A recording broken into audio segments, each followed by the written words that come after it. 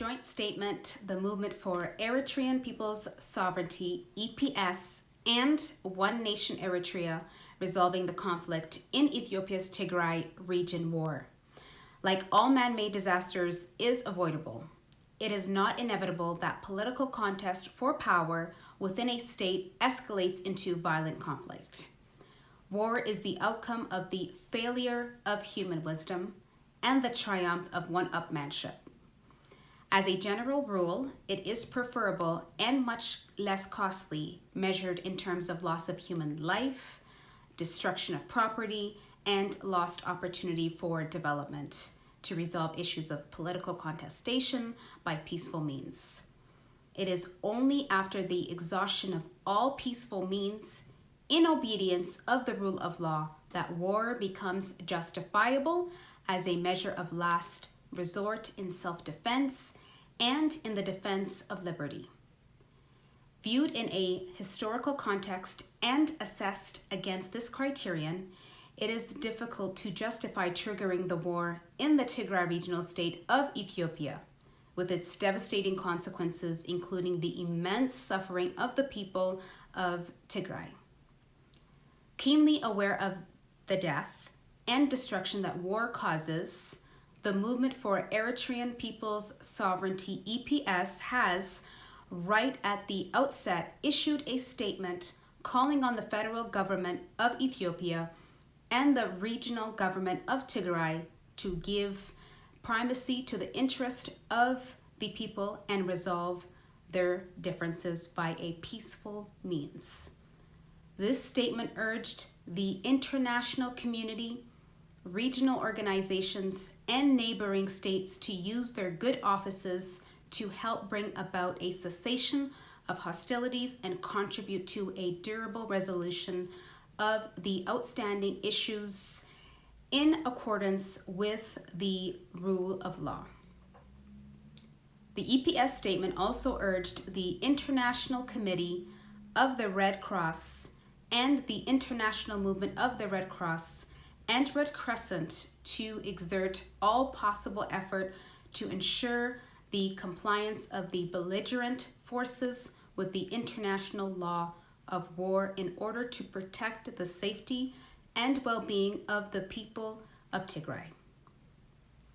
Furthermore, it reminded the international community in general and the United Nations High Commission for Refugees, in particular, of its responsibility to ensure the safety, legitimate refugee status, and well-being of Eritrean refugees in Tigray and elsewhere in Ethiopia in accordance with the international humanitarian law under the Geneva Convention.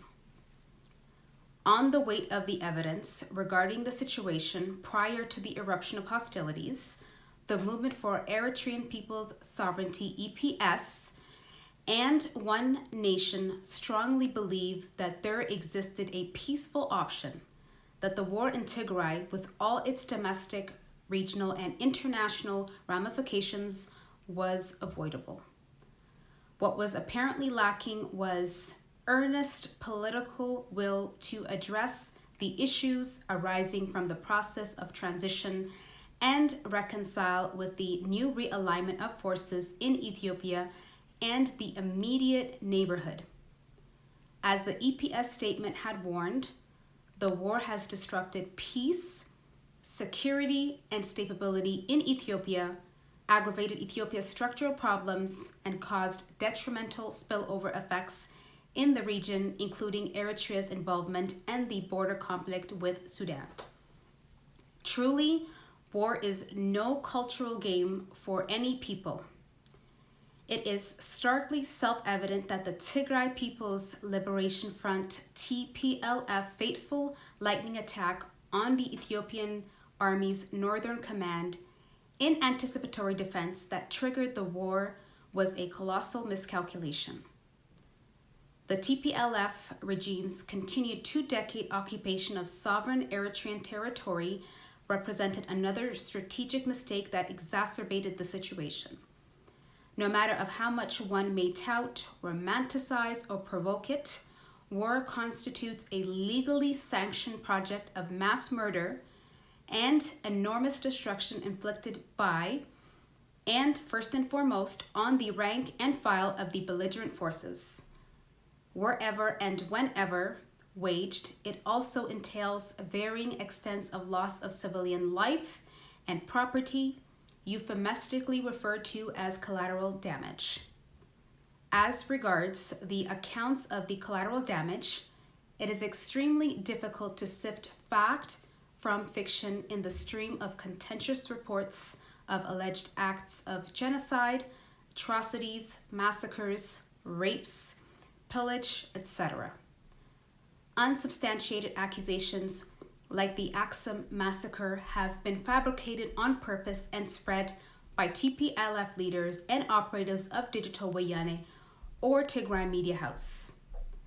Despite being refuted by subsequent eyewitness accounts, such allegations are reproduced, embellished, and shared by a well-oiled machinery of TPLF hirelings, lobbyists, supporters, and apologists ad infinitum in the conventional and social media, while credible reports of atrocities perpetrated against Eritrean refugees by Tigrayan forces are ignored or downplayed. The systematic propaganda campaign is conducted without any attempt at due diligence as to the veracity of the alleged atrocities or credible identification of the alleged perpetrators from among the multiple actors operating in Tigray. The problem of verification is compounded by the prevalence of a communication blackout, lack of access of reliable sources of information, and the multiplicity of actors involved in this strategic conflict. The belligerent armies include the Ethiopian National Defense Force and the Amhara Special Force Militia and Irregular Forces FANU, supported by the Eritrean Defense Forces, whose involvement is formally denied by both the Eritrean and Ethiopian governments on one side, and the TPLF, the Tigray Special Force Militia and Irregular Forces Sabri, on the other. A reported 10,000 to 13,000 strong armed criminals released from jail as the TPLF abandoned the cities make up another category of actors. The war in Tigray is an internal Ethiopian affair that primarily concerns Ethiopia and the Ethiopian people. Apart from the fact that the fighting started inside occupied Eritrean territory in the Badame and Zalambasa areas, the recovery of the hitherto occupied Eritrean territories north of the colonial boundary as delimited by the treacheries of 1900, 1902, and 1908 constituted a strategic imperative for Eritrea's involvement in the war. With the liberation of its occupied territories, the restitution of its sovereignty over these territories, and the formalization of its internal border with Ethiopia, Eritrea must withdraw its forces, secure its international boundary, and disengage from Ethiopia's internal conflict.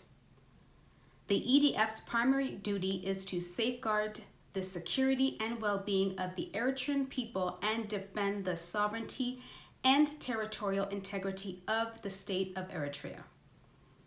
As such, the Eritrean People's Sovereignty, EPS, and One Nation strongly urge the Eritrean Defense Forces to withdraw from Ethiopia, deploy along Eritrea's borders in self-defense, and desist from any further involvement in the internal affairs of Ethiopia.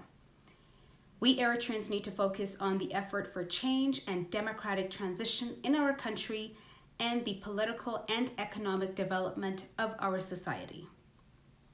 Apart from considerations of regional peace, security, and stability, Eritrea has no further specific national interest in interfering in Ethiopia's internal affairs. Equally importantly, Eritrea should avoid getting mired in Ethiopia's domestic conflict. It is wrong, meddlesome, and lamentable to involve in the EDF and squander Eritrea's meager resources in a war waged as an extension of a bitter domestic power struggle between rival factions of Ethiopia's former ruling coalition.